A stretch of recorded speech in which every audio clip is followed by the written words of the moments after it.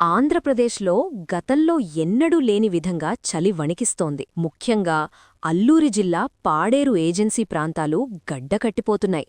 అసలు ఏం జరుగుతోంది? అక్కడి పరిస్థితి ఎలా ఉంది? ఈ వీడియోలో క్లియర్గా చూద్దాం. చలి అంటే మామూలు చలి కాదు, రికార్డ్ బ్రేక్ చేసే స్థాయిలో ఉష్ణోగ్రతలు పడిపోయాయి. మినుములూరులో కేవలం 5 డిగ్రీల కనిష్ట ఉష్ణోగ్రత నమోదైంది అంటే పరిస్థితి ఎంత తీవ్రంగా ఉందో అర్థం చేసుకోవచ్చు. నిన్నటి వరకు సాయంత్రం 5 గంటలు దాటితే జనం బయటకు రావాలంటేనే భయపడిపోయారు. గజగజ వణికిపోతున్న ఏజెన్సీ గ్రామాలు ఇప్పుడు మంచు దుప్పటిలో మునిగిపోయాయి. ఒకవైపు చలి వణికిస్తున్నా ఆ ప్రకృతి అందాలను ఆస్వాదించడానికి పర్యాటకులు క్యూ కడుతున్నారు.